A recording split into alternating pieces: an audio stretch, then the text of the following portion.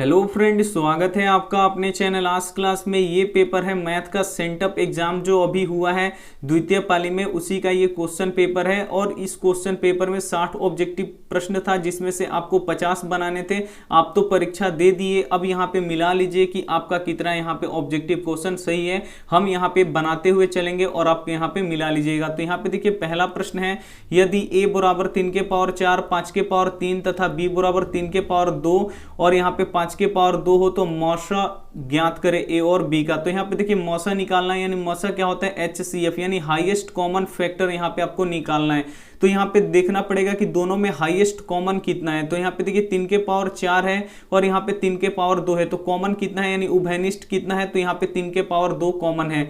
और यहाँ पे देख लीजिए 5 के पावर 3 है और यहाँ पे 5 के पावर 2 है, तो कॉमन कितना है, यहाँ पे 5 के पावर 2 है, यानी ये निकल गया हम लोग का HCF। अब यहाँ पे क्या कर लेना है, आपको गुणा कर लेना है। तो 3 तरीका कितना हो जाएगा 9 और 50 कितना हो जाएगा यहाँ पे 25। 9 में 25 से गुणा कीजिएगा तो ये कितना हो जाएगा 225, यानी यहाँ पे ए ऑप्शन क्या हो जाएगा, यहाँ पे बिल्कुल ही सही हो जाएगा। ये देखते हैं यहाँ पे अगला प्रश्न 2 नंबर प्रश्न देखिए 0.43 पे रेकरिंग को p बटा क्यू के रूप में लिखा जा सकता है। इसे आपको क्या करना है कि इस संख्या को p बटा क्यू के रूप में लिखना है। तो आपको कुछ भी नहीं करना है, यहाँ पे 43 है तो आप 43 लिख दीजिए और बटा कितने अंकों के ऊपर रैकरिंग है, तो 2 अंकों के ऊपर रैकरिंग है तो आप 2 यहाँ पे 9 लगा दीजिए। अगर 1 अंकों के ऊपर रैकरिंग होता है तो 1 9 देते, अगर 2 अंकों पे रैकरिंग है तो 2 यहाँ पे 2 9 देंगे। अगर यहीं पे 3 संख्या होता तो उतना संख्या लिख के और यहाँ पे 3 9 लगा देते हैं, यानी यहाँ पे क्या हो जाएगा बी ऑप्शन क्या हो जाएगा, यहाँ पे बिल्कुल ही सही हो जाएगा। अगर प्रश्न यही रहता कि 0 पॉइंट यहाँ पे 5 पे रैकरिंग,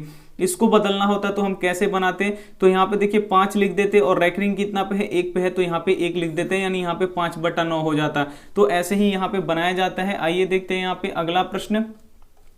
अगला प्रश्न यहाँ पे देखिए 3 नंबर प्रश्न काफी महत्वपूर्ण है। चतुर्भुज के सभी कोणों का योग होता है। तो चतुर्भुज के कितने कोण होते हैं, तो चतुर्भुज के यहाँ पे 4 कोण होते हैं और चारों कोणों का योग कितना होता है, तो 360 डिग्री होता है, यानी यहाँ पे सी ऑप्शन क्या हो जाएगा, यहाँ पे बिल्कुल ही सही हो जाएगा। यहाँ पे देखिए 4 नंबर प्रश्न की 11/80 का दशमलव प्रसार है।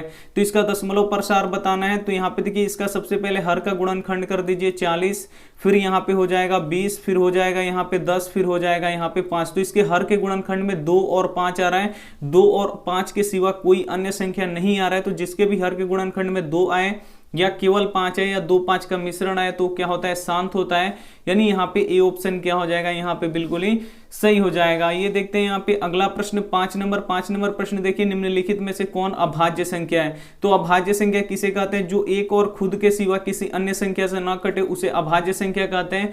तो यहाँ पे 41 क्या हो जाएगा, अभाज्य संख्या हो जाएगा और ये सभी क्या होगा, यहाँ पे भाज्य संख्या होगा। जैसे यहाँ पे देख लीजिए 91, 1 से कटेगा, 91 से भी कटेगा और 13 से भी कटेगा, 7 से भी कटेगा, तो ये इतनी संख्या से कट रहा है तो ये भाज्य हो जाएगा। लेकिन यहाँ पे अभाज्य पूछा है तो 41 क्या हो जाएगा, अभाज्य हो जाएगा। ये 1 और 41 के सिवा किसी अन्य संख्या से नहीं कटेगा। ये देखते हैं यहाँ पे अगला प्रश्न यहाँ पे देखिए 6 नंबर प्रश्न की बहुपद 8x + 14। यहाँ पे देखिए 8x + 14 का शून्यक निकालिए। तो यहाँ पे इसको जब शून्यक निकालने के लिए बोले तो आपको क्या करना है, बराबर के उधर 0 कर देना है। यहाँ पे देखिए 14 जोड़ रहा है तो बराबर के उधर क्या करेगा, घटा देगा, नहीं 8x बराबर कितना हो जाएगा, +14 है तो बराबर के उधर जाएगा तो -14 हो जाएगा। x बराबर कितना हो जाएगा, -14/8। अब इसे कटा दीजिए तो यहाँ पे हो जाएगा 2 चौका 8 और 2 सते यहाँ पे 14, यानी x बराबर कितना हो जाएगा, -7/4। जो ऑप्शन नंबर यहाँ पे बी क्या हो जाएगा, बिल्कुल ही सही हो जाएगा। काफी ही महत्वपूर्ण प्रश्न थे। ये रहा आपका 7 नंबर प्रश्न। 7 नंबर प्रश्न यहाँ पे देखिए क्या बोल रहा है कि 128/168 का सरलतम रूप लिखिए। सरलतम रूप किसे कहते हैं, इसे आपको कटा के लिख देना है। तो बस आप इसे कटाइए और लिख दीजिए, आपका आंसर आ गया। तो आइए इसे कटाते हैं, कैसे कटेगा, तो यहाँ पे देखिए 4 से कटेगा ये, तो 4 से कटेगा तो यहाँ पे देख लीजिए 4 3 12 और 4 दूना 8, यहाँ भी कटेगा 4 से, तो 4 चौका 16, 4 दूना 8। फिर ये 2 से कटेगा तो यहाँ पे हो जाएगा 2 एकम 2 दूना 4, 2 एकम 2 और यहाँ पे ये 16 बार में कटेगा, यानी कितना हो जाएगा 16/21। ये क्या हो जाएगा, इसका सरलतम रूप, यानी काट पीट के जो बचेगा वही इसका सरलतम रूप हो जाएगा, यानी यहाँ पे बी ऑप्शन क्या हो जाएगा, यहाँ पे बिल्कुल ही सही हो जाएगा। ये रहा आपका 8 नंबर प्रश्न। यहाँ पे देखिए 8 नंबर प्रश्न है कि निम्नलिखित में से कौन अपरिमेय संख्या है। तो अपरिमेय संख्या हम आपको बता चुके हैं कि जिस भी संख्या में यहाँ पे रूट रह जाता है वो हो जाता है अपरिमेय। तो यहाँ पे 49 का वर्गमूल 7 निकल जाएगा, इसमें से रूट हट जाएगा तो ये परिमेय हो जाएगा। 4 है तो 4 का वर्गमूल यहाँ पे 2 हो जाएगा, इसमें से रूट हट जाएगा तो ये भी परिमेय हो जाएगा। यहाँ पे देखिए 1 का वर्गमूल 1 होता है और 16 का वर्गमूल यहाँ पे 4 होता है, तो इसमें से भी रूट हट जाएगा, ये भी परिमेय हो जाएगा। लेकिन यहाँ पे 5 का वर्गमूल नहीं निकलेगा, ये रूट में ही रह जाएगा, तो ये हो जाएगा परिमेय। यानी यहाँ पे डी ऑप्शन क्या हो जाएगा, यहाँ पे बिल्कुल ही सही हो जाएगा। ये देखते हैं यहाँ पे अगला प्रश्न। अगला प्रश्न यहाँ पे देखिए 9 नंबर प्रश्न है कि निम्नलिखित में से कौन द्विघात समीकरण है। ये सबसे अच्छा क्वेश्चन है, तो इसमें आपको बताना है कि द्विघात समीकरण कौन है। तो यहाँ पे देखिए आपको यहाँ पे पहले वाले को यहाँ पे सोल्व करके देख लीजिए, A plus B the whole square. यहाँ पे A plus B the whole square पे तोड़ना है तो क्या होगा, ए स्क्वायर प्लस यहाँ पे होता है 2a और b कितना है 1 है, तो यहाँ पे लिख दीजिए 1 अब प्लस बी स्क्वायर, b कितना है 1 है तो इसका स्क्वायर बराबर उधर 3 में 1 से गुणा होगा तो इधर 3x और 3 में 1 से गुणा होगा तो इधर हो जाएगा 3। उसके बाद देख लीजिए यहाँ पे एक्स स्क्वायर 2 में 1 से गुणा होगा तो यहाँ पे हो जाएगा प्लस 2x और प्लस 1 और इसको बराबर के इधर ला दीजिएगा तो इधर माइनस 3x और माइनस 3 और उधर क्या हो जाएगा 0। यहाँ पे देखिए हो जाएगा एक्स स्क्वायर और यहाँ पे 2x में से 3x निकलेगा तो कितना बचेगा, माइनस x बचेगा और प्लस 1 है और बराबर के उधर माइनस x है तो यहाँ पे माइनस 2 बचेगा और 0 बचेगा। तो ये क्या हो गया हम लोग का एक द्विघात समीकरण हो गया, जो ऑप्शन नंबर ए क्या हो जाएगा यहाँ पे बिल्कुल ही सही हो जाएगा। ये देखते हैं यहाँ पे अगला प्रश्न। जब पहला ही निकल गया तो इन सभी को चेक करना ही नहीं है, क्योंकि एक ही ऑप्शन सही है और वो पहला ऑप्शन क्या है, सही है। फिर यहाँ पे पूछा गया है 10 नंबर प्रश्न की कौन परिमेय संख्या है, तो फिर जो रूट से बाहर निकला वो परिमेय, जो रूट में रह गया वो अपरिमेय। तो यहाँ पे देखिए 9 का वर्गमूल निकल जाएगा 3, ये परिमेय।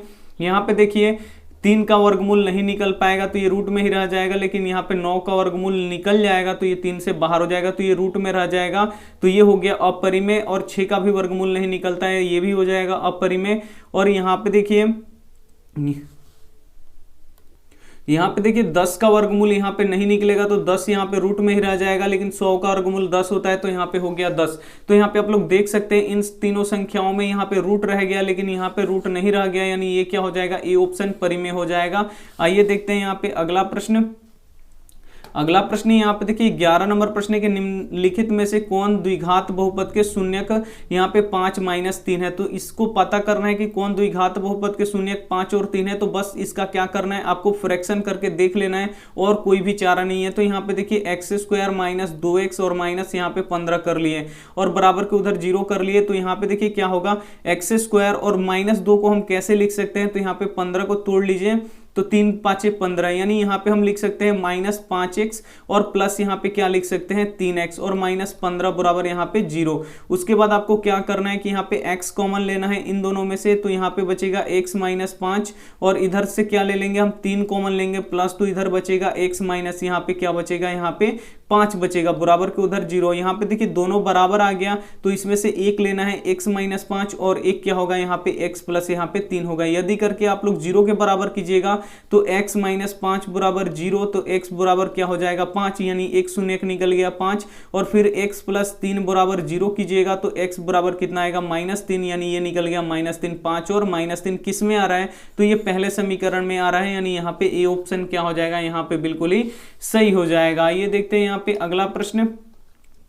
अगला प्रश्न देखिए 12 नंबर काफी महत्वपूर्ण है कि निम्न में से कौन 3x माइनस वाई बराबर 0 तथा 3x प्लस 5y बराबर 36 का हल है। यहाँ पे x y का आपको मान निकालना है, तो आप इसे प्रतिस्थापन विधि से बनाएंगे या विलोपन विधि से बनाएंगे और बनाते बनाते आपका टाइम निकल जाएगा। तो हम कल ही बताए थे कि ऐसे प्रश्नों को कैसे चुटकियों में सोल्व किया जाता है। तो यहाँ पे देखिए जो x और y है, तो जो ये x और y का मान दिया है बस इसमें रख दीजिए। इसमें जब आप रखिएगा तो ये बराबर कि उधर जो है वही आना चाहिए, तो बराबर के इधर 0 है तो 0 आना चाहिए, यहाँ पे रख लीजिए 3x माइनस वाई बराबर इधर 0। x बराबर आपको कितना रखना है, यहाँ पे 2 रखना है, तो यहाँ पे 2 रख लीजिए। और माइनस है तो माइनस y बराबर कितना है 6 है, तो यहाँ पे 6 रख लीजिए, बराबर के उधर 0 आना चाहिए, यानी 3 दूना 6 और माइनस 6 बराबर 0, यानी 6 में से 6 गया 0 बराबर 0 आ गया बराबर, यानी यही इसका क्या होगा x y का हल होगा। ऐसे ही निकाला जाता है, ये मान रखिएगा, ये मान रखिएगा, कभी 0 नहीं आएगा, कुछ ना कुछ मान आएगा। तो ऐसे ही इन प्रश्नों को सोल्व किया जाता है चुटकियों में, तो बस आप लोग तरीका यहाँ पे समझते रहिए। आइए देखते हैं यहाँ पे 13 नंबर प्रश्न। 13 नंबर प्रश्न यहाँ पे देखिए बहुपद x² - 5x + 56 का घात है। यहाँ पे देखिए इतना बड़ा क्वेश्चन है, बस इसमें पूछ रहा है कि घात कितना होगा। तो बहुपद जिसमें चर का जो महत्तम घात होता है वही उसका घात होता है, तो चर का यहाँ पे महत्तम घात कितना है 2 है, यानी यहाँ पे बी ऑप्शन क्या हो जाएगा, यहाँ पे बिल्कुल ही सही हो जाएगा। ये इसका घात है, घात कितना है तो 2 है, यहाँ पे क्या हो जाएगा बिल्कुल ही सही हो जाएगा। ये देखते हैं यहाँ पे 14 नंबर प्रश्न।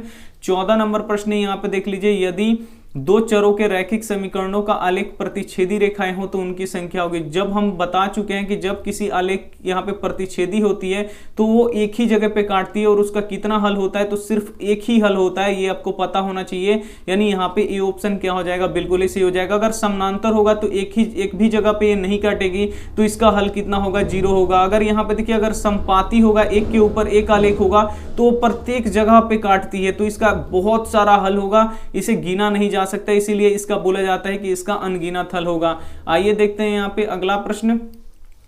अगला प्रश्न यहाँ पे देखिए 15 नंबर प्रश्न है कि त्रिघात बहुपद px x³ - 3x² + x plus यहाँ पे 1 के शून्यकों का योग। ये त्रिघात बहुपद है तो इसके कितने शून्यक निकलेंगे, 3 होंगे। कौन कौन, अल्फा प्लस बीटा और प्लस यहाँ पे गामा होते हैं, और इसका बोल रहे शून्यकों का योग, तो शून्यकों का योग होता है alpha plus beta plus gamma. ये क्या होता है, तो ये होता है -b बट्टा क्या होता है, a होता है। तो यही आपको निकालना है। यहाँ पे माइनस है तो माइनस, और b कहाँ से आएगा, तो ये a का मान होता है और ये b का मान होता है, हम आपको बता चुके हैं। तो b यहाँ पे -3 है तो यहाँ पे रख दीजिए -3, और a का मान कितना है, जो x³ में गुणा करता है वो a होता है, तो a कुछ भी नहीं गुणा कर रहा है, जहां पे कुछ भी नहीं होता है वहां पे क्या होता है 1, तो माइनस माइनस क्या हो जाएगा प्लस, यानी 3/1 कितना हो जाएगा यहाँ पे 3, यानी बी ऑप्शन क्या हो जाएगा यहाँ पे बिल्कुल ही सही हो जाएगा। 16 नंबर प्रश्न देखिए कितना आसान है। समानांतर श्रेणी 1/3, 5/3, 9/3 का सार्व अंतर होगा। सार्व अंतर यानी कि इसे पदांतर बोलते हैं, यानी d आपको निकालना है। तो d कैसे निकलता है, तो दूसरे पद में से पहले पद को घटाना होता है, यानी 5/3 में से हमको 1/3 क्या करना है, घटाना है। 3 का लघुत्तम यहाँ पे 3, यहाँ पे हो गया 5 - 1, तो यहाँ पे देखिए 5 में से 1 जाएगा तो यहाँ पे 4/3 क्या हो जाएगा, हम लोग का सार्वअंतर हो जाएगा, यानी यहाँ पे सी ऑप्शन क्या हो जाएगा, यहाँ पे बिल्कुल ही सही हो जाएगा। और जिन भाई ने ये पेपर भेजा है उनका नाम शायद अनीश पांडे है, तो उनको बहुत ही धन्यवाद, क्योंकि वो क्वेश्चन हमारे पास भेज दिए बोर्ड एग्जाम से निकलते ही, तो थैंक यू, उनको बहुत ही धन्यवाद। यहाँ पे देखिए 17 नंबर प्रश्न है कि ax² + bx + c के मूल समान हो तो कौन सा सत्य है। तो जब मूल समान होता है तो मूल कैसे चेक किया जाता है, तो ba² - 4ac बराबर 0 करके यहाँ पे चेक किया जाता है। तो यहाँ पे देखिए क्या किया है कि जो -4ac है इसको बराबर के उधर भेज दिया गया है, यानी ba² बराबर क्या होगा यहाँ पे 4ac, यही क्या होगा यहाँ पे सत्य होगा, यानी यहाँ पे ए ऑप्शन क्या हो जाएगा, यहाँ पे बिल्कुल ही सही हो जाएगा। ये सभी प्रश्न हम बहुत ही पहले पढ़ा चुके हैं और पढ़ाते हैं। अगर आपको बहुत ही अच्छी तरीके की तैयारी करनी है, बोर्ड एग्जाम में बहुत ही अच्छा नंबर लाना है, तो आस्क क्लास चैनल को आप लोग सब्सक्राइब कर सकते हैं, और यहाँ पे डेली लाइव क्लास चलता है, तो आप लोग जुड़ के यहाँ पे आप लोग पढ़ सकते हैं। टेस्ट भी होता है और सभी विषयों का यहाँ पे क्रैश कोर्स भी होता है, तो आप लोग अपनी तैयारी बहुत ही अच्छी करने के लिए यहाँ पे पढ़ भी सकते हैं। यहाँ पे देखिए 18 नंबर प्रश्न है कि सभी वर्ग होते हैं, ये भी हम आपको बता चुके हैं कि सभी वर्ग कैसे होते हैं, समरूप होते हैं, यानी यहाँ पे ए ऑप्शन क्या हो जाएगा, यहाँ पे बिल्कुल ही सही हो जाएगा। 19 नंबर प्रश्न देखिए कितना आसान है। 19 नंबर प्रश्न की द्विघात समीकरण ax² + bx + c बराबर 0 हो तो मूल होता है। इसका मूल क्या होता है, तो ये क्या होता है x बराबर यहाँ पे क्या होता है -b, और यहाँ पे क्या होता है प्लस माइनस √ba² - 4ac/2a होता है, यानी यहाँ पे ए ऑप्शन क्या हो जाएगा, यहाँ पे बिल्कुल ही सही हो जाता है। ऐसे ही यहाँ पे होता है, तो ये आपको यहाँ पे याद रखना होता है। आइए देखते हैं यहाँ पे अगला प्रश्न, ये फॉर्मूला है, आपको पता होना चाहिए। आइए देखते हैं यहाँ पे अगला प्रश्न। 20 नंबर प्रश्न थोड़ा सा अच्छा है। यहाँ पे देखिए त्रिभुज PQR में QR को S बिंदु तक बढ़ाया गया, तो यहाँ पे एक बना लीजिए त्रिभुज। सबसे पहले क्या बोल रहे हैं, त्रिभुज PQR, तो यहाँ पे बना दिए PQR, यहाँ पे बना दिए त्रिभुज PQR में QR को S बिंदु तक बढ़ाया गया, यानी जो ये यहाँ पे देखिए जो ये PR भुजा है ये इसको S तक बढ़ाया गया, यानी आगे इसको बढ़ाना है, तो हम यहाँ पे ये S है, यानी यहाँ पे देखिए QS, यहाँ पे सॉरी यहाँ पे QR भुजा को कहाँ तक बढ़ाना है, S तक, तो यहाँ पे QR भुजा को हम S तक बढ़ा दिए। उसके बाद आपको यहाँ पे क्या दिया है कि यहाँ पे दिया है कोण PRS कितना दिया है 100, यानी ये दे दिया है यहाँ पे 100 डिग्री, और Q यहाँ पे देखिए कोण PQR यानी ये कोण कितना दिया है यहाँ पे 70 डिग्री, तो पूछ रहा है कि QPR निकालिए, QPR यानी ये कोण निकालना है। तो सबसे पहले आपको पता होना चाहिए कि एक यहाँ पे सीधी रेखा पे अगर कितना डिग्री का कोण बनता है, तो एक सीधा रेखा पे यहाँ पे 180 डिग्री का यहाँ पे कोण बनता है। इन अगर ऐसे यहाँ पे एक कोण यहाँ पे लाइन आ जाए तो ये कोण और ये कोण दोनों मिला के कितना डिग्री का होगा 180। तो यहाँ पे आप लोग देख सकते हैं ये कि सीधी रेखा है तो इतना कोण यहाँ पे 100 डिग्री का है, तो ये इतना क्यों कितना होगा, क्योंकि ये दोनों मिला के 180 है, तो ये अकेले 100 है, तो ये कितना होगा यहाँ पे 80 होगा। अब आपको पता होना चाहिए कि त्रिभुज के तीनों कोणों का योग कितना होता है, 180 डिग्री होता है, जिसमें से दो कोण मिलके कितने हैं यहाँ पे जोड़ लीजिए 8 7, यहाँ पे कितना है 15, यानी यहाँ पे दो कोण मिला के 100 यहाँ पे 50 डिग्री है, तो यहाँ पे ये वाला कोण निकाल देना है। तो यहाँ पे देखिए 180 में से जब हम 50 घटाएंगे तो कितना निकल जाएगा यहाँ पे 30 डिग्री, यानी यहाँ पे ए ऑप्शन क्या हो जाएगा, यहाँ पे बिल्कुल ही सही हो जाएगा। ये देखते हैं यहाँ पे अगला प्रश्न।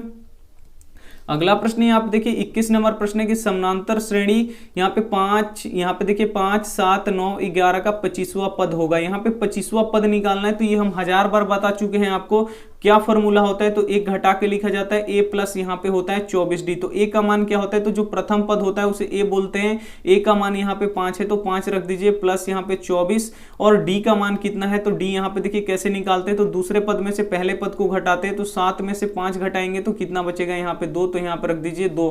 तो यहाँ पे देखिए 5 प्लस यहाँ पे देखिए 24 दूना कितना हो जाएगा 48, और जब 48 में आप 5 जोड़िएगा तो कितना होगा 8 5 13, और एक यहाँ पे कितना हो जाएगा, यहाँ पे कितना हो जाएगा 53 हो जाएगा, यानी यहाँ पे बी ऑप्शन क्या हो जाएगा, यहाँ पे बिल्कुल ही सही हो जाएगा। 8 5 13, 3 हाथ में लगा 1 4 और 1 कितना हो जाएगा यहाँ पे 5, 53 क्या हो जाएगा यहाँ पे बिल्कुल ही सही हो जाएगा। आइए देखते हैं यहाँ पे अगला प्रश्न 32 नंबर यहाँ पे 22 नंबर प्रश्न है कि बिंदु 8 0 स्थित है। जो बिंदु 8 और 0 है वो कहाँ पे स्थित है आपको बताना है। तो यहाँ पे देखिए एक आलेख है, ये क्या होता है यहाँ पे 0 होगा, और ये होगा यहाँ पे x अक्ष और ये होगा y अक्ष। तो यहाँ पे देखिए x का मान कितना है 8 है, तो यहाँ पे x का मान यहाँ पे इधर माइनस में होता है और इधर क्या होता है प्लस में होता है। तो यहाँ पे देखिए x पर 8 यहाँ पे हो गया और y पे क्या है 0 है, यानी यहाँ पे हो गया। यानी जो ये रेखा है वो किस अक्ष पर है, तो ये नहीं पाद में नहीं है, नहीं ये प्रथम पद में है, नहीं ये द्वितीय पद में, नहीं ये तृतीय पद में, ये कहाँ पे है, तो ये एक्स अक्ष पर है। आपको पता होना चाहिए कहाँ पे है, एक्स अक्ष पे, यानी यहाँ पे सी ऑप्शन क्या हो जाएगा यहाँ पे बिल्कुल ही सही हो जाएगा। थोड़ा सा ये अच्छा प्रश्न है तो आपको यहाँ पे पता होना चाहिए। आइए देखते हैं यहाँ पे अगला प्रश्न। अगला प्रश्न यहाँ पे देखिए 23 नंबर प्रश्न की समानांतर श्रेणी यहाँ पे 21 18 15 का कौन सा पद 0 है। तो हम बता चुके हैं जब भी पद पूछे तो आपको an वाला फॉर्मूला लगाना है। तो an बराबर क्या होता है यहाँ पे a plus n minus 1 into क्या होता है यहाँ पे d होता है। तो an यानी क्या होता है, कौन सा पद 0 पूछ रहा है, यानी 0 क्या हो जाएगा यहाँ पे an हो जाएगा। a क्या होता है, तो यहाँ पे देखिए जो प्रथम पद होता है वो a होता है, तो यहाँ पे हो जाएगा 21 प्लस n माइनस 1। तो n हमको निकालना है कि कौन सा पद है, तो उसको वैसे ही छोड़ देंगे। डी कैसे निकालते हैं, तो दूसरे पद में से पहले पद को घटाते हैं, तो दूसरा पद 18 में से 21 घटाएंगे तो कितना बचेगा -3। तो यहाँ पे लिख देंगे -3, प्लस 21 है बराबर किधर आएगा, तो -21 हो जाएगा। बराबर इधर देखिए कितना हो जाएगा, -3 में n से गुणा होगा तो -3n, और यहाँ पे 1 से जब गुणा होगा तो माइनस माइनस प्लस यहाँ पे 3। उसके बाद आपको क्या कर रहे हैं, 3 को इधर भेजना है, तो -21 और -3 इधर आएगा तो क्या +3 इधर आएगा तो -3 हो जाएगा, बराबर के उधर -3n। -21 और -3 कितना हो जाएगा यहाँ पे -24 और माइनस यहाँ पे 3n, यानी यहाँ पे क्या हो जाएगा माइनस से माइनस कट जाएगा। और यहाँ पे देखिए 3 इधर गुणा कर रहे हैं तो इधर आके भाग करेगा, यानी 24 बटा यहाँ पे 3 बराबर उधर क्या हो जाएगा n, 3 8 है 24, यानी n का मान कितना निकल गया 8, यानी 8वां पद यहाँ पे 0 होगा, यानी यहाँ पे डी ऑप्शन क्या हो जाएगा यहाँ पे बिल्कुल ही सही हो जाएगा। इसमें से पूछ रहा है कि कौन समानांतर श्रेणी में नहीं है, यानी कौन एपी में नहीं है। तो यहाँ पे देखिए 2 में से 1 जाएगा तो 1, 3 में से 2 जाएगा तो 1 बचेगा, और 4 में से 3 जाएगा तो कितना बचेगा 1, यानी इसका सार्वंतर बराबर आ रहा है, तो ये एपी में है। यहाँ पे देख लीजिए, यहाँ पे 2 में से जब घटाना है -5, कितना घटाना है -5, तो -5 जब हम यहाँ पे घटाएंगे तो यहाँ पे देखिए -2 और माइनस माइनस प्लस यहाँ पे 3, यहाँ पे 5, तो यहाँ पे देखिए -2 में से 5 घटेगा तो यहाँ पे आ जाएगा 3। फिर आपको 1 में से कितना घटाना है, तो यहाँ पे -2 घटाना है, तो 1 में से जब हम घटाएंगे कितना घटाना है, -2 घटाना है, तो 1 और माइनस माइनस प्लस और 2, यहाँ पे 1 और 2 कितना हो जाएगा 3, तो इसका भी 3 आ रहा है। फिर आपको 4 में से 1 घटाना है, तो 4 में से जब आप 1 घटाइएगा तो 3, यहाँ भी 3 3 आ रहा है, बराबर आ रहा है। यहाँ पे देख लीजिए 9 में से यहाँ पे 6 जाएगा तो 3 बचेगा, 12 में से 9 जाएगा 3 बचेगा, 15 में से यहाँ पे 12 जाएगा, यहाँ भी 3, यानी यहाँ भी डी समान, यहाँ भी डी समान, यहाँ भी डी समान। जब इसको आप घटाइएगा तो यहाँ पे समान नहीं आएगा, यानी ये एपी में नहीं है, यानी यहाँ पे डी ऑप्शन क्या हो जाएगा, यहाँ पे बिल्कुल ही सही हो जाएगा। ये देखते हैं यहाँ पे अगला प्रश्न। अगला प्रश्न यहाँ पे देखिए, ये प्रश्न हम काफी बार आपको बता चुके हैं कि किसी द्विघात बहुपद यहाँ पे P x x square minus 2x plus 8 के शून्यक अल्फा बीटा हो तो अल्फा इंटू बीटा निकाले। तो अल्फा इंटू बीटा यानी क्या होता है, शून्यकों का गुणनफल। शून्यकों का गुणनफल कैसे निकलता है, तो इसका फॉर्मूला होता है शून्यकों का गुणनफल का यहाँ पे सी बटा ए। क्या होता है यहाँ पे सी बटा ए, तो यहाँ पे हम लिख देते हैं सी बटा ए। तो यहाँ पे देखिए जो एक्स स्क्वायर में गुणा करता है वो ए होता है, जो एक्स में गुणा करता है वो बी होता है, और जिसमें एक्स वाई कुछ भी नहीं होता है वो क्या होता है, यहाँ पे सी होता है। तो यहाँ पे देखिए सी का मान कितना है, यहाँ पे 8 है, तो यहाँ पे रख दीजिए 8। और यहाँ पे देखिए ए का मान है कितना है, तो यहाँ पे देखिए एक्स स्क्वायर में क्या गुणा कर रहा है, कुछ भी नहीं कर रहा है, जहाँ पे कुछ भी नहीं होता है वहां पे 1 होता है, यानी 8 यहाँ पे क्या हो जाएगा, बिल्कुल ही सही हो जाएगा, यानी यहाँ पे ए ऑप्शन क्या हो जाएगा, बिल्कुल ही सही हो जाएगा। ये देखते हैं यहाँ पे अगला प्रश्न। 26 नंबर प्रश्न यहाँ पे देखिए बोल रहा है कि त्रिभुज एबीसी जिसके शीर्ष यहाँ पे -2 10 और बी यहाँ पे देखिए माइनस यहाँ पे 5 -4 और सी यहाँ पे 6 और 10 है, तो केंद्रक का निर्देशांक। तो इसका फॉर्मूला होता है x1 plus x2 plus x3 और यहाँ पे क्या होता है बट्टा 3, और यहाँ पे होता है y1 प्लस यहाँ पे होता है y2 प्लस y3 और बट्टा यहाँ पे 3 होता है। ये प्रश्न ये फॉर्मूला लगा के आप इसका केंद्रक का निर्देशांक निकाल सकते हैं। तो यहाँ पे देखिए x1 कितना है यहाँ पे, तो x1 -2 है, तो -2 प्लस यहाँ पे कितना है 5 है, तो यहाँ पे 5, और यहाँ पे देखिए x3 कितना है 6 है, तो यहाँ पे 6 और बट्टा कितना कर देंगे यहाँ पे 3, कोमा यहाँ पे देखिए y1 कितना है, तो y1 यहाँ पे 10 है, तो यहाँ पे लिख देंगे 10 प्लस y2 यहाँ पे -4 है, तो -4 कर देंगे, और प्लस यहाँ पे देखिए y3 यहाँ पे 10 है, तो यहाँ पे कर देंगे +10 और बट्टा क्या कर देंगे 3 कर देंगे। तो यहाँ पे देखिए यहाँ पे देखिए 5 में से जब 2 निकलेगा तो कितना बचेगा, यहाँ पे 3 और 6 जोड़ेंगे तो यहाँ पे 9/3, और यहाँ पे कॉमा कितना हो जाएगा, यहाँ पे 10 10 20 में से आप जब 4 निकालेंगे तो ये कितना हो जाएगा 16/3 यहाँ पे 3, तो 3 तरीका यहाँ पे कितना हो जाएगा 9, यानी 3 कोमा यहाँ पे 16/3 क्या हो जाएगा, इसका केंद्रक का निर्देशांक हो जाएगा। जिसमें लगता है इसमें ऑप्शन गलत दिया है तो आप हमें बता सकते हैं कि इसका ऑप्शन सही है या गलत है, आप जरूर यहाँ पे कॉमेंट करके हमें बताइएगा। हमारे हिसाब से इतना आ रहा है, आपके हिसाब से कितना आना चाहिए आप लोग जरूर बताइएगा। ये देखते हैं यहाँ पे अगला प्रश्न। अगला प्रश्न यहाँ पे देखिए, अगला प्रश्न है कि यदि दो समरूप त्रिभुजों का क्षेत्रफलों का अनुपात 100:121 है तो संगत भुजाओं का अनुपात क्या होगा। तो भुजा निकालना है तो आपको क्या करना है कि जो इसका क्षेत्रफल दिया है इसका क्या कर देना है, अंडर रूट कर देना है। तो यहाँ पे 100 का वर्गमूल कितना हो जाएगा 10:21 का वर्गमूल कितना हो जाएगा 11, यानी 10:11 क्या हो जाएगा, यहाँ पे बिल्कुल ही सही जवाब हो जाएगा, यानी यहाँ पे डी ऑप्शन क्या हो जाएगा, यहाँ पे बिल्कुल ही सही हो जाएगा। ये देखते हैं यहाँ पे अगला प्रश्न। अगला प्रश्न यहाँ पे देखिए 28 नंबर प्रश्न काफी महत्वपूर्ण है। बिंदुओं 4 0 और यहाँ पे 5 1 के बीच की दूरी निकालें। तो बीच की दूरी का फॉर्मूला क्या होता है, √x2 - x1 का द होल स्क्वायर प्लस क्या होता है y2 माइनस y1 का ये होता है द होल स्क्वायर। तो यहाँ पे देखिए x2 कितना दिया है, तो x2 यहाँ पे 5 है, तो यहाँ पे रख दीजिए 5 माइनस x1 कितना है 4, तो यहाँ पे लिख दीजिए 4 और इसका स्क्वायर कर दीजिए, प्लस है तो प्लस y2 कितना है, तो y2 1 है, तो यहाँ पे रख दीजिए 1 और माइनस y1 0 है, तो यहाँ पे 0 और इसका स्क्वायर कर दीजिए। तो यहाँ पे देखिए 5 में से 1 4 जाएगा तो 1 का स्क्वायर हो जाएगा, और 1 में से 0 जाएगा तो ये भी 1 का स्क्वायर हो जाएगा।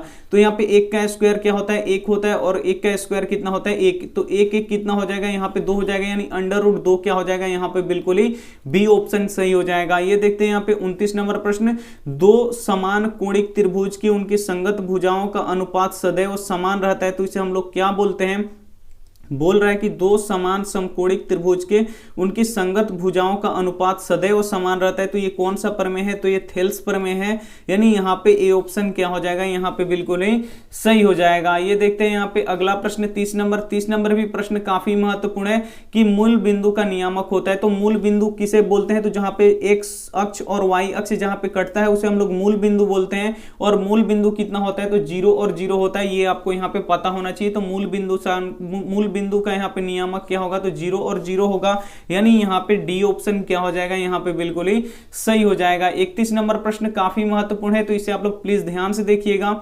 यहाँ पे देखिए 31 नंबर प्रश्न है कि PQR त्रिभुज में PQ 6 और QR 12 और PR यहाँ पे 6√3 है, तो कोण P का यहाँ पे मान निकालना है। तो यहाँ पे देखिए एक हम त्रिभुज बना रहे हैं, त्रिभुज क्या है यहाँ पे, तो यहाँ पे देखिए कौन सा त्रिभुज है, तो यहाँ पे PQ और इसको हम बना दे रहे हैं R। तो यहाँ पे देखिए PQ कितना दिया है, तो PQ यहाँ पे 6 दिया है और QR कितना दिया है 12 दिया है, और यहाँ पे देखिए PR कितना दिया है, तो 6 यहाँ पे 3 दिया है। तो बोल रहा है कि यहाँ पे कोण P का यानी इस कोण का मान निकालना है। तो यहाँ पे देखिए ये हो गया कर्ण, ये हो गया लंब और ये हो गया आधार। तो यहाँ पे देखिए यहाँ पे सेटिस्फाई करा के दिखा देते हैं। कर्ण का स्क्वायर क्या होता है, यहाँ पे कर्ण का स्क्वायर बराबर क्या होता है, लंब का स्क्वायर, और जोड़ क्या होता है यहाँ पे आधार का स्क्वायर। तो कर्ण कितना है 12, तो 12 का स्क्वायर कर देंगे, प्लस लंब कितना है तो 6 है, तो यहाँ पे 6 का स्क्वायर, प्लस आधार कितना है तो यहाँ पे 6 यहाँ पे 3 है, तो इसका क्या कर देंगे स्क्वायर कर देंगे।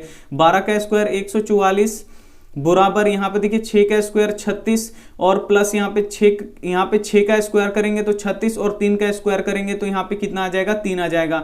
तो यहाँ पे देखिए 36 और प्लस यहाँ पे कितना हो जाएगा, 3 में जब गुणा करेंगे तो 6 यहाँ पे कितना हो जाएगा 18 के 8 हाथ में लगा 1 3 3 का 9 और 1 कितना हो जाएगा यहाँ पे 10। अब इसे आप लोग जोड़ लीजिए, इधर है 144 के बराबर आना चाहिए। जब ये बराबर आ जाएगा तो समझ लीजिए कि ये समकोण त्रिभुज है और ये कोण कितने डिग्री का होगा 90 डिग्री का। तो 8 6 14 के 4 हाथ में लगा 1, 3 में 0 जोड़ेंगे तो 0 1 हासिल यहाँ पे 4 और यहाँ पे 1। यहाँ पे देखिए 144 आ रहा है, यानी इसमें पाइथागोरस प्रमेय लग रहा है। तो पाइथागोरस प्रमेय किस में लगता है, तो हमेशा समकोण त्रिभुज में। तो ये जो P कोण है वो कितने डिग्री का होगा 90 डिग्री, यानी यहाँ पे C ऑप्शन क्या हो जाएगा, यहाँ पे बिल्कुल ही सही हो जाएगा। ये देखते हैं यहाँ पे अगला प्रश्न।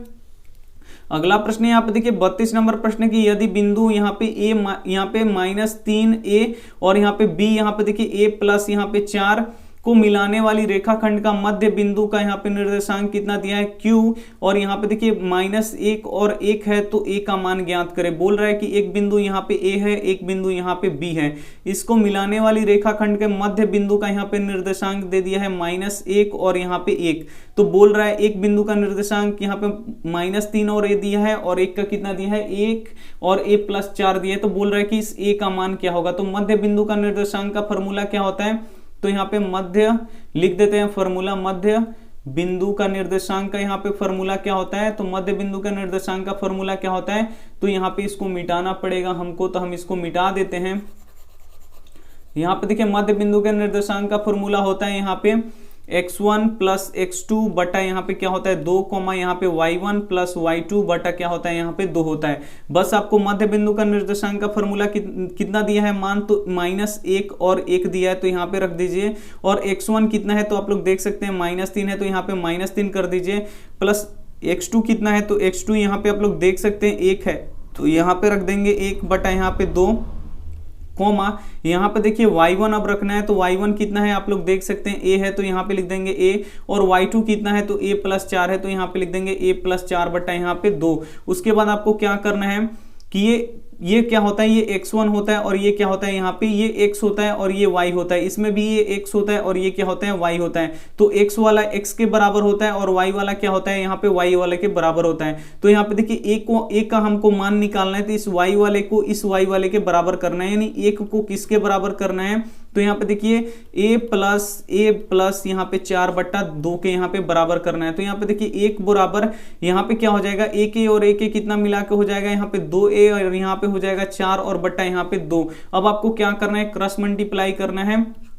तो यहाँ पे देखिए 2a में 1 से गुणा होगा, तो यहाँ पे 2a और प्लस यहाँ पे 4 हो जाएगा, और 2 में यहाँ पे देखिए 2 में 1 से गुणा होगा तो कितना हो जाएगा यहाँ पे 2 हो जाएगा। उसके बाद आपको क्या करना है कि ये देखिए यहाँ पे 4 जोड़ रहा है, तो उधर जाके क्या करेगा घटाएगा, यानी 2a बराबर कितना हो जाएगा, इधर आएगा तो कितना हो जाएगा, तो इधर है 2 और माइनस इधर हो जाएगा 4। फिर आप लोग देख लीजिए 2a बराबर 4 में से 2 जाएगा तो -2 बचेगा, यानी a बराबर कितना होगा यहाँ पे -2 और बट्टा यहाँ पे कितना होगा 2, कट के कितना हो जाएगा यहाँ पे -1 हो जाएगा, यानी यहाँ पे C ऑप्शन क्या हो जाएगा यहाँ पे बिल्कुल ही सही हो जाएगा। उम्मीद करते हैं ये प्रश्न आपको काफी अच्छी तरीके से समझ में आया होगा। तो आइए देखते हैं अब अगला प्रश्न। यहाँ पे अगला प्रश्न यहाँ पे देख लीजिए 33 नंबर प्रश्न है, इसको हम सबसे पहले यहाँ से हटा देते हैं, उसके बाद हम यहाँ पे बताएंगे, आपको तो समझ में आएगा। तो यहाँ पे देखिए 33 नंबर प्रश्न, इसको थोड़ा सा हम यहाँ पे इरेज कर दें, हो गया।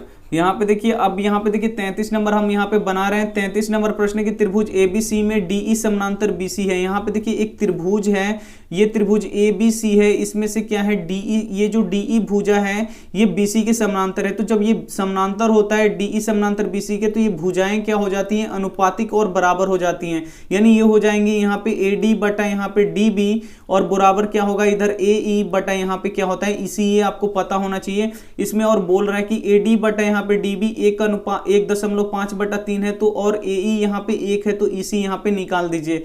तो यहाँ पे देखिए AD बटा DB कितना दे दिया है, यहाँ पे 1.5 और 3 दे दिया है, तो इसके जगह पे हम ये रख देंगे बराबर AE का मान यहाँ पे कितना दिया है, 1 दिया है, तो यहाँ पे रख दीजिए 1 और बटा EC हमको निकालना है, तो EC को वैसे ही छोड़ दीजिए। अब आपको क्या करना है, क्रॉस मल्टीप्लाई। तो यहाँ पे देखिए इसी में 1.5 से गुणा करेंगे तो 1.5 EC बराबर 3 में 1 से गुणा करेंगे तो यहाँ पे हो जाएगा 3। तो EC बराबर कितना हो जाएगा हम लोग का 3 बटा 1.5। यहाँ पे है 1.5 और यहाँ पे है 3, तो 1.5 दूनी कितना होता है 3, यानी EC कितना निकल गया, यहाँ पे 2 निकल गया, यानी यहाँ पे क्या हो जाएगा, यहाँ पे ए ऑप्शन क्या हो जाएगा, यहाँ पे बिल्कुल ही सही हो जाएगा। ये देखते हैं यहाँ पे अगला प्रश्न। अगला प्रश्न यहाँ पे देखिए 34 नंबर प्रश्न है कि यहाँ पे यदि cos थीटा बराबर 5/13 हो तो यहाँ पे cosec थीटा का मान निकालिए। तो यहाँ पे देखिए क्या होता है कि ये cos थीटा का फॉर्मूला यहाँ पे क्या होता है, तो cos थीटा का यहाँ पे फॉर्मूला होता है आधार बट्टा क्या होता है, यहाँ पे आधार बट्टा क्या होता है कर्ण, यानी आधार कितना दिया है 5 और कर्ण कितना दिया है 13। लेकिन cosec थीटा का फॉर्मूला क्या होता है, तो कर्ण बटा ये क्या होता है, कर्ण बटा ये होता है लंब। तो यहाँ पे हमको लंब चाहिए, तो यहाँ पे लंब तो दिया नहीं है, तो यहाँ पे हम कौन सा यहाँ पे पाइथागोरस प्रमेय लगाएंगे कि कर्ण का स्क्वायर बराबर क्या होता है आधार का स्क्वायर और जोड़ यहाँ पे क्या होता है लंब का स्क्वायर। तो कर्ण कितना दिया है, तो यहाँ पे कर्ण दिया है आप लोग देख सकते हैं 13, तो यहाँ पे कर देंगे 13 का स्क्वायर बराबर आधार कितना दिया है, तो आधार 5 दिया है, तो 5 का स्क्वायर हमको लंब निकालना है, तो लंब को आप वैसे ही छोड़ दीजिए। 13 का स्क्वायर 169 बराबर 25 का स्क्वायर, 5 का स्क्वायर 25 और इधर हो जाएगा यहाँ पे लंब का स्क्वायर। 25 इधर जोड़ रहा है तो इधर आके क्या करेगा घटा देगा, यानी बराबर उधर कितना हो जाएगा लंब का स्क्वायर। तो 169 में से 25 जाएगा तो कितना बचेगा 144 और बराबर हो जाएगा उधर लंब का स्क्वायर। तो इधर स्क्वायर है तो इधर आएगा तो रूट हो जाएगा, तो 144 बराबर यहाँ पे हो जाएगा लंब। यहाँ पे देखिए 144 का वर्गमूल कितना होता है 12 बराबर इधर हो जाएगा लंब, यानी लंब कितना निकल गया 12। कर्ण कितना दिया है 13, तो यहाँ पे लिख दीजिए 13 और यहाँ पे लंब कितना होगा, तो लंब अभी निकला है 12, यानी 13/12 क्या हो जाएगा यहाँ पे बिल्कुल सही जवाब हो जाएगा, यानी यहाँ पे ए ऑप्शन क्या हो जाएगा यहाँ पे बिल्कुल ही सही हो जाएगा। ये देखते हैं यहाँ पे 35 नंबर प्रश्न। 35 नंबर प्रश्न है कि यदि एक 12 मीटर ऊंचे खंभे की छाया पृथ्वी पर 4√3 मीटर लंबी है तो सूर्य का उन्नयन कोण बताइए। तो यहाँ पे बोल रहे हैं खंभा है जिसकी लंबाई कितना है 12 मीटर और इसकी छाया कितनी बन रही है, तो 4√3 बन रही है। तो ये जो यहाँ पे सूर्य का जो उन्नयन कोण यहाँ पे बन रहा है ये कितने डिग्री का होगा आपको बताना है। तो यहाँ पे देखिए ये हो गया ए बी और ये हो गया सी और ये कोण है समकोण। तो यहाँ पे देखिए लंब और आधार में यहाँ पे रिलेशन दिया है, तो लंब और आधार क्या होता है tan थीटा होता है। तो tan थीटा बराबर क्या होगा लंब बटा आधार, लंब ए बी है और आधार क्या है यहाँ पे बी सी। तो यहाँ पे लिख देंगे tan थीटा, लंब कितना दिया है 12 तो यहाँ पे लिख देंगे 12 और आधार कितना दिया है 4√3 दिया है, तो यहाँ पे लिख देंगे 4√3। तो यहाँ पे देखिए 4 से यहाँ पे 12 कितना बार में कटेगा 3 बार में, यानी tan थीटा बराबर कितना निकल गया 3 यहाँ पे बटा √3। तो यहाँ पे देखिए √3 से 3 कितना बार में कटेगा √3 बार में, यानी tan थीटा बराबर कितना निकल गया √3। तो √3 कितने डिग्री का मान होता है, तो यहाँ पे आप लोग जानते हैं कि tan थीटा बराबर √3 कितना का मान होता है, तो tan यहाँ पे 60 डिग्री का मान होता है। तो tan से tan कट जाएगा, थीटा का मान कितना निकलेगा यहाँ पे 60 डिग्री, यानी यहाँ पे बी ऑप्शन क्या हो जाएगा यहाँ पे बिल्कुल ही सही हो जाएगा। ये देखते हैं यहाँ पे अगला प्रश्न 36 नंबर की 1 + tan स्क्वायर थीटा किसके बराबर होता है। तो 1 + tan स्क्वायर थीटा किसके बराबर होता है, तो ये sec स्क्वायर थीटा के बराबर होता है, यानी यहाँ पे बी ऑप्शन क्या हो जाएगा यहाँ पे बिल्कुल ही सही हो जाएगा। ये भी प्रश्न काफी ही महत्वपूर्ण है आपके लिए। आइए देखते हैं यहाँ पे अगला प्रश्न।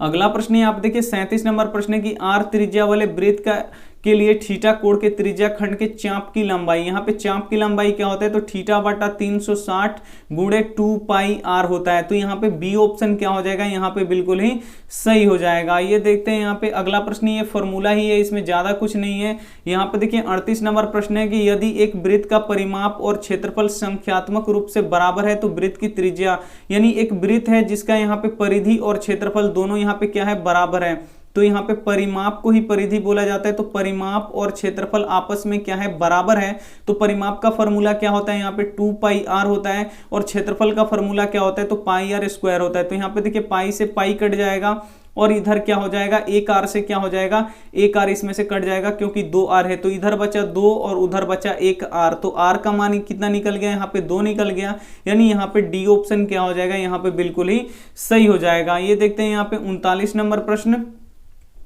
39 नंबर प्रश्न है, यहाँ पे देखिए यदि ए बराबर 30 डिग्री हो तो sine A into cosec A का मान ज्ञात करें। तो ए की जगह पे आपको क्या रख देना है, 30 डिग्री, यानी यहाँ पे साइन 30 डिग्री और गुणे यहाँ पे कोसेक, यहाँ पे कितना हो जाएगा, कोसेक यहाँ पे 30 डिग्री। तो उसके बाद देखिए साइन 30 डिग्री का मान कितना होता है, आपको पता होना चाहिए। तो साइन 30 डिग्री का मान 1/2 होता है और कोसेक 30 डिग्री का मान जस्ट इसके उल्टा होता है, कितना होता है, 2। तो यहाँ पे 2 से 2 कट जाएगा, हो कितना जाएगा, 1, यानी यहाँ पे ए ऑप्शन क्या हो जाएगा, यहाँ पे बिल्कुल ही सही हो जाएगा। ये देखते हैं यहाँ पे अगला प्रश्न।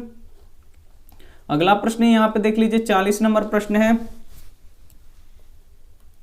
अगला प्रश्न यहाँ पे देखिए 40 नंबर प्रश्न है कि एक चक्कर में 14 सेंटीमीटर त्रिज्या वाले पहिए द्वारा तय की गई दूरी, यानी एक पहिया है जिसका यहाँ पे त्रिज्या कितना है, 14 सेंटीमीटर है। बोल रहा है कि एक चक्कर में ये कितना दूरी तय करेगा। तो इसका आपको बस क्या निकाल देना है, परिधि। इसके परिधि के द्वारा के बराबर ही ये चक्का क्या करेगा, तय करेगा। तो वृत्त का परिधि क्या होता है, 2 पाई आर। तो 2 गुणे पाई का मान यहाँ पे 22/7 और आर कितना है, यहाँ पे 14 है। तो यहाँ पे रख दीजिए 14, यानी 7 दूना 14। यहाँ पे देखिए 2 दूना कितना हो जाएगा, यानी यहाँ पे 22 दूना 44 और गुणे 2, 44 दूना कितना हो जाएगा, 28 सेंटीमीटर ये क्या करेगा, ये पहिया दूरी तय करेगा। यानी यहाँ पे बी ऑप्शन क्या हो जाएगा, यहाँ पे बिल्कुल ही सही हो जाएगा। 41 नंबर प्रश्न देखिए, सेक 90 डिग्री माइनस ए किसके बराबर होता है। तो सेक 90 डिग्री माइनस ए ये किसके बराबर होता है, तो ये कोसेक ए के बराबर होता है। यानी यहाँ पे सी ऑप्शन क्या हो जाएगा, यहाँ पे बिल्कुल ही सही हो जाएगा। ये कोसेक ए के क्या होता है, बराबर होता है। 42 नंबर प्रश्न देख लीजिए, यदि शंकु की त्रिज्या आर तथा तिर्यक ऊंचाई एल है तो वक्र पृष्ठीय क्षेत्रफल क्या होगा। तो शंकु का वक्र पृष्ठीय क्षेत्रफल क्या होता है, तो पाई आर एल होता है। तो ये आपको यहाँ पे याद रखना है, यानी यहाँ पे बी ऑप्शन क्या हो जाएगा, यहाँ पे बिल्कुल ही सही हो जाएगा। ये देखते हैं यहाँ पे अगला प्रश्न। अगला प्रश्न यहाँ पे देखिए 43 नंबर प्रश्न है कि निम्नलिखित में से कौन 1/2 के बराबर है। तो 1/2 के बराबर कौन है, तो साइन 30 डिग्री का मान कितना होता है, 1/2 होता है, यही बराबर है। यानी यहाँ पे डी ऑप्शन क्या हो जाएगा, यहाँ पे बिल्कुल ही सही हो जाएगा। ये देखते हैं यहाँ पे अगला प्रश्न। अगला प्रश्न यहाँ पे देखिए 44 नंबर प्रश्न है कि 2 बेलनों की त्रिज्याओं का अनुपात 2:3 और उनकी ऊंचाइयों का अनुपात 3:2 है। तो उनके आयतनों का अनुपात क्या होगा। यहाँ पे देखिए एक बेलन है ये और एक बेलन है यहाँ पे ये। बोल रहा है कि इनके बेलनों के यहाँ पे त्रिज्याओं का अनुपात और ऊंचाइयों का अनुपात दिया है। तो यहाँ पे देखिए पहले बेलन का त्रिज्या हम r1 मानेंगे और ऊंचाई h1, दूसरे बेलन की त्रिज्या को हम r2 मानेंगे और ऊंचाई h2 मानेंगे। तो यहाँ पे देखिए पहले बेलन की त्रिज्या 2 है और दूसरे बेलन की यहाँ पे त्रिज्या 3 है। तो यहाँ पे लिख देंगे 3। पहले बेलन की ऊंचाई यहाँ पे 3 है तो 3, और दूसरे बेलन के यहाँ पे ऊंचाई कितना है, यहाँ पे 2 है। यहाँ पे तो लिख देंगे यहाँ पे 2, सही लिखा गया है। पहले बेलन का त्रिज्या यहाँ पे 2 और दूसरे बेलन की त्रिज्या यहाँ पे 3। पहले बेलन की ऊंचाई 3 और दूसरे बेलन की त्रिज्या बिल्कुल सही है। तो बोल रहा है कि इनके आयतनों का अनुपात क्या होगा। तो बेलन का आयतन क्या होता है, पाई आर स्क्वायर एच होता है। तो यहाँ पे इसको पहले वाले को r1 माने हैं तो यहाँ पे इसको r1 मानेंगे और इसका होगा पाई आर r2 का स्क्वायर बट्टा यहाँ पे क्या हो जाएगा h1 और यहाँ पे हो जाएगा h2। तो यहाँ पे पाई से पाई कट जाएगा। r1 कितना है, r1 का मान 2 है तो यहाँ पे 2 का स्क्वायर गुणे h1 कितना है 3, तो यहाँ पे लिख देंगे 3। और उसके बाद यहाँ पे देखिए r2 का स्क्वायर, तो r2 कितना है 3, तो यहाँ पे 3 का स्क्वायर और यहाँ पे h कितना है 2। उसके बाद आपको क्या करना है, यहाँ पे 2 का स्क्वायर कितना होगा, तो 2 का स्क्वायर 4 और यहाँ पे 3 बट्टा यहाँ पे देखिए 3 का स्क्वायर 9 और गुणे यहाँ पे 2 कटा दीजिए, 2 दूना यहाँ पे 4 और 3 त्रिका यहाँ पे 9, यानी कितना निकल गया 2 अनुपात यहाँ पे 3 निकल गया। जो ऑप्शन नंबर यहाँ पे डी क्या हो जाएगा, यहाँ पे बिल्कुल ही सही हो जाएगा। ये सभी प्रश्न हम आपको पढ़ा चुके हैं, अगर आप हमसे पढ़े होंगे तो ये सभी प्रश्नों को आप आराम से बना चुके होंगे। आइए देखते हैं यहाँ पे 45 नंबर प्रश्न। 45 नंबर प्रश्न है कि यदि एक वृत्त की जीवा की लंबाई वृत्त की त्रिज्या के बराबर है तो जीवा द्वारा केंद्र पर बनाया गया कोण। बोल रहा है कि एक वृत्त की यहाँ पे जीवा की लंबाई किसके बराबर है, तो वृत्त के त्रिज्या के ये क्या है, बराबर है। तो ये वृत्त पे कितने डिग्री का कोण बनाएगा, तो ये वृत्त के कितने डिग्री केंद्र पर कितने डिग्री का कोण बनाएगा, तो ये 90 डिग्री का कोण बनाएगा। यानी यहाँ पे डी ऑप्शन क्या हो जाएगा, यहाँ पे बिल्कुल ही सही हो जाएगा। ये देखते हैं यहाँ पे अगला प्रश्न 46 नंबर। 46 नंबर प्रश्न यहाँ पे देखिए, जब दो सिक्कों को उछाला जाता है तो दो चित आने का प्रायिकता, कितने चित, तो दो चित आने का प्रायिकता और कितने में, तो यहाँ पे 2 बार सिक्का उछाला जा रहा है तो 2 बार हेड भी आ सकता है, 2 बार टेल भी आ सकता है, यानी टोटल प्रायिकता कितना होगा, संभावना 4। तो इसे कटा दीजिए, 2 एकम 2, 2 दूना 4, यानी यहाँ पे 1/2 क्या हो जाएगा, यहाँ पे बिल्कुल सही हो जाएगा, यानी यहाँ पे सी ऑप्शन क्या हो जाएगा, बिल्कुल ही सही हो जाएगा। ये देखते हैं यहाँ पे अगला प्रश्न। अगला प्रश्न यहाँ पे देखिए 47 नंबर प्रश्न है। 47 नंबर प्रश्न है कि पीए और पीबीओ केंद्र वाले वृत्त की स्पर्श रेखाएं हैं, तो पी कोण P A P O 30 degree और कोण ए ओ बी निकालिए। बोल रहा है कि एक यहाँ पे एक वृत्त है कोण तो ओ केंद्र वाला वृत्त है, और एक इसका बाह्य बिंदु क्या है, यहाँ पे पी है, और इससे 2 स्पर्श रेखाएं हैं, कौन कौन, यहाँ पे ए और यहाँ पे क्या है, बी है। और यहाँ पे देखिए एक ऐसा है, बोल रहा है कि यहाँ पे कोण ए पी, यहाँ पे ए पी ओ, ये यहाँ पे केंद्र ओ वाला ही कोण है, यानी यहाँ पे देखिए कि कोण ए पी ओ ये कितना दिया है, यहाँ पे कितना डिग्री दिया है, 30 डिग्री, और ये त्रिज्या क्या होता है, परिधि पे लंब होता है, तो ये हो जाएगा 90। ये एक त्रिभुज है जिसमें से ये एक कोण 90 है और दूसरा कोण यहाँ पे 30 डिग्री है, तो बोल रहा है कि तीसरा कोण क्या होगा, तो 90 और 30 कितना हो जाएगा, यहाँ पे 120 डिग्री हो जाएगा। और टोटल कितना होता है त्रिभुज का, 180 डिग्री, जिसमें से 2 मिलके 120 है, तो 180 में से 120 घटा लेंगे तो कितना बचेगा, यहाँ पे 60 डिग्री, यानी यहाँ पे ए ऑप्शन क्या हो जाएगा, यहाँ पे बिल्कुल ही सही हो जाएगा। ये देखते हैं यहाँ पे अगला प्रश्न। अगला प्रश्न यहाँ पे देखिए 48 नंबर प्रश्न है कि यदि cos A बराबर sin है तो cos यहाँ पे A का मान बताइए। तो A का मान यहाँ पे देखिए क्या होगा, कब बराबर होता है, तो ये दोनों 45 डिग्री के मान पे बराबर होते हैं, 1/√2 यानी यहाँ पे A ऑप्शन क्या हो जाएगा, बिल्कुल ही सही हो जाएगा। 49 नंबर प्रश्न देख लीजिए, एक अर्धवृत्त का कोण होता है, तो एक अर्धवृत्त के कोण कितने डिग्री का होता है, तो 180 डिग्री का होता है, यानी यहाँ पे डी ऑप्शन क्या हो जाएगा, यहाँ पे बिल्कुल ही सही हो जाएगा। ये देखते हैं यहाँ पे अगला प्रश्न 50 नंबर। इसमें से आपको क्या करना है कि दोनों में 4 है तो 4 को आपको कॉमन ले लेना है, तो यहाँ पे बचेगा sin स्क्वायर ए यानी sin स्क्वायर थीटा, और यहाँ पे क्या बचेगा cos स्क्वायर थीटा। तो यहाँ पे देखिए sin स्क्वायर थीटा और cos स्क्वायर थीटा कितना होता है, 1 होता है, तो यहाँ पे 1 हो गया, और यहाँ पे 4 ब्रैकेट टूटेगा तो गुणा का चिन्ह आएगा, 4 में 1 से गुणा हो जाएगा 4, यानी यहाँ पे डी ऑप्शन क्या हो जाएगा, यहाँ पे बिल्कुल ही सही हो जाएगा। यहाँ पे देखिए 51 नंबर प्रश्न है, निम्न में से कौन किसी घटना का प्रायिकता नहीं हो सकता है, तो हम आपको बता चुके हैं कि माइनस में कभी भी किसी संख्या का प्रायिकता नहीं हो सकता है, तो यहाँ पे भी गलती से माइनस दिया है, यहाँ पे भी गलती से माइनस दिया है, तो ये दोनों ही नहीं हो सकता है, यानी यहाँ पे तो ये गलती से यहाँ पे माइनस दिया है, यहाँ पे नहीं होना चाहिए, यहाँ पे माइनस होता तो यहाँ पे मान लिया जाता है, लेकिन गलती से दोनों में दे दिया है, तो जो भी माइनस में होता है तो माइनस का यहाँ पे प्रायिकता नहीं लिया जाता है, तो इसका आप लोग ही बताइएगा कि कौन सही होगा।